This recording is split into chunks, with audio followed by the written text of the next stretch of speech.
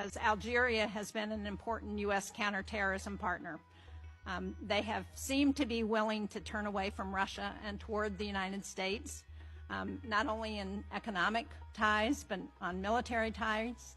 But public reporting currently suggests that the Algerian government has purchased Russian fighter aircraft, and it's in talks to purchase even more because it would take too long to get American planes delivered. So can you speak, this may be for you, Mr. Bokert, but I'm not sure, but maybe it's for you, Mr. Palladino, what is the administration's thinking on CAATSA sanctions if Algeria does order a number of planes from Russia? Thank you, Senator. We also have seen those media reports, and they're concerning.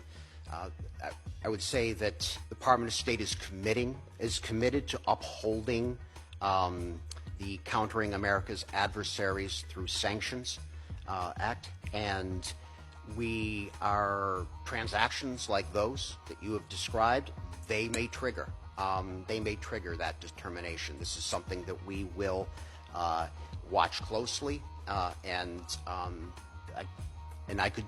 we could speak more offline, perhaps in a classified setting in greater detail on the underlying content.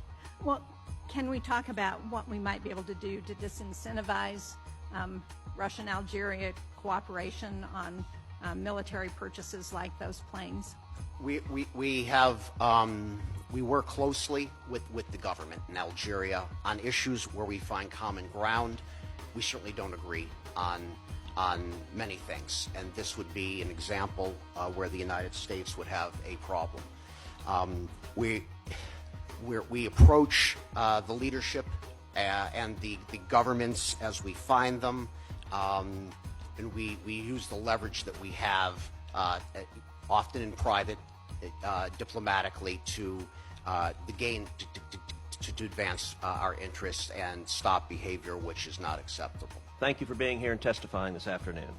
I'd like to ask you about the specifics of your testimony, and specifically two things you said in your written testimony back to back. You said that, quote, Algeria's counterterrorism successes also make it a critical pillar of stability in the region. Then in the very next paragraph you said, again I'm quoting, quote, we look to North African countries to provide critical support to ensuring terrorist activity in the Sahel does not spread. Now, I'm assuming that somewhat opaque reference to terrorist activity in the Sahel is about the Polisario Front, though you didn't name the group. Iran is trying to turn the Polisario Front into the Houthis for West Africa, a proxy force capable of waging war to threaten regional stability and pressure U.S. partners whenever Iran wants leverage. The Polisario Front works with Iranian terrorist group. It takes drones from the IRGC. It moves weapons and resources around the region, including to jihadists, and much more. I believe they should be designated as a terrorist group, and I've drafted a bill to do so if there is no change in their behavior. Before getting to any other questions,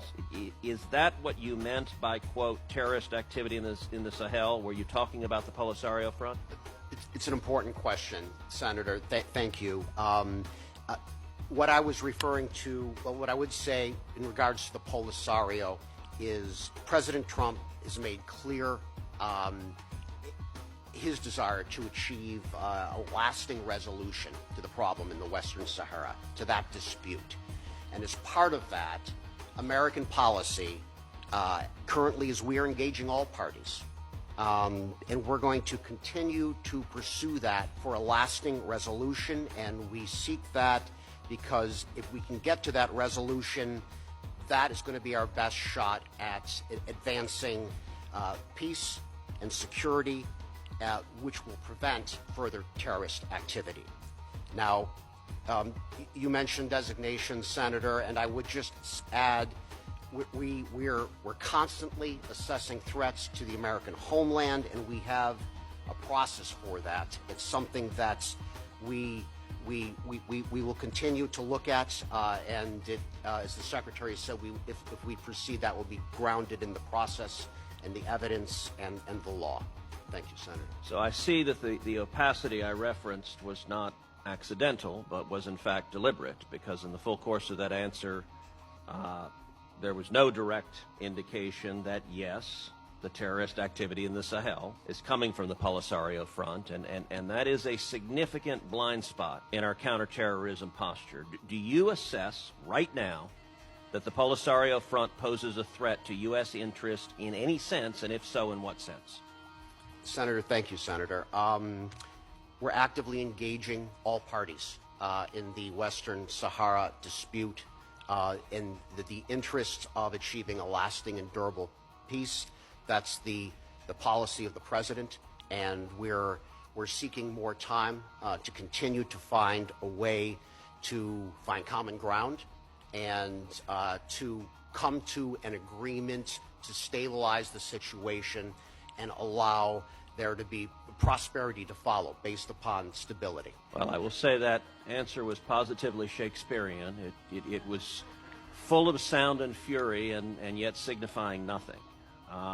And by the way, I will say in terms of the president, I feel confident I've spent a lot more time with the president than you have, and he does not have any difficulty at all calling terrorists what they are. Mr. Borkert, let's see if we do any better with you.